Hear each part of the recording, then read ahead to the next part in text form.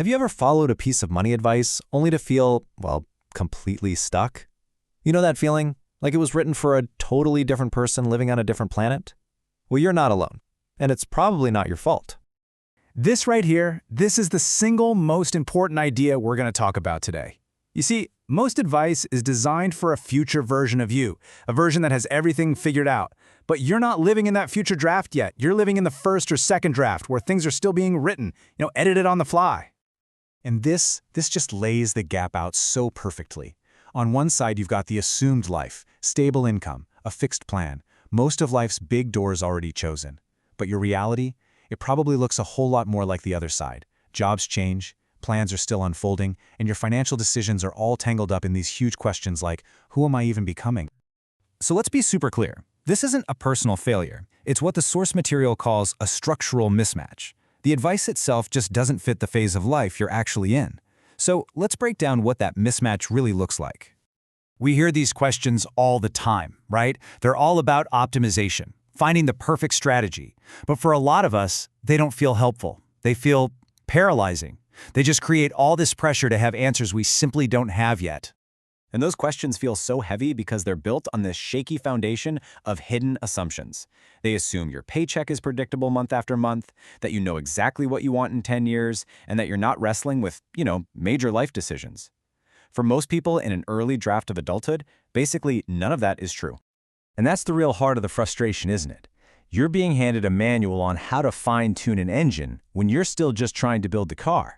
This constant pressure to perfect a life that's still in flux is exactly why so much financial advice backfires and leads to, well, inaction instead of progress. Okay, so if optimization is the wrong goal, what's the right one? It's clarity.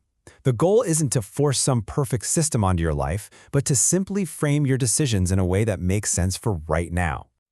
But let's be really clear about what clarity means here. It's not about having some rigid 5-year plan etched in stone. No, it's much simpler than that. It's just about knowing what the most important next step is, what decision feels the heaviest this week. And this is how we build a much more useful frame. Just look at the transformation here. A standard question like, how much should I save, demands a perfect answer. But a second draft question asks, what feels kind of unstable soon, and how can money help with that? You see the difference?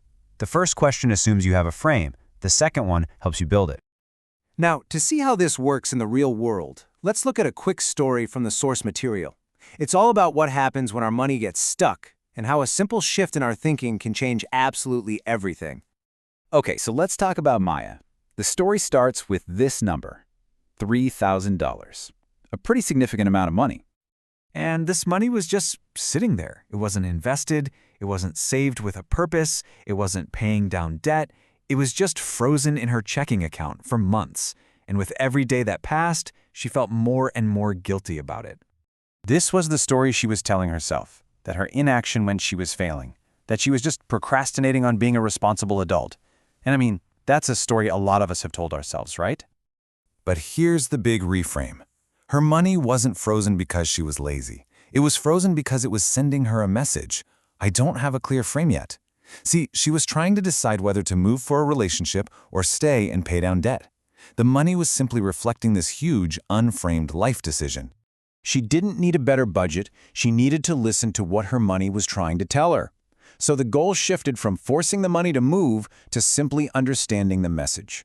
And once she did that, she could make a conscious choice. Okay, I'm keeping this liquid for now, and just like that, the guilt vanished. This whole story leads us to the most practical takeaway from all of this, a really simple tool you can use today to sort through all that financial noise. Let's call it your uncertainty filter. Here it is. It's so simple. The next time you hear a piece of financial advice, just ask yourself this one quiet question. Does this reduce my uncertainty right now, given the version of life I'm actually in? And if the answer is no, then that advice isn't for you. Not right now, anyway.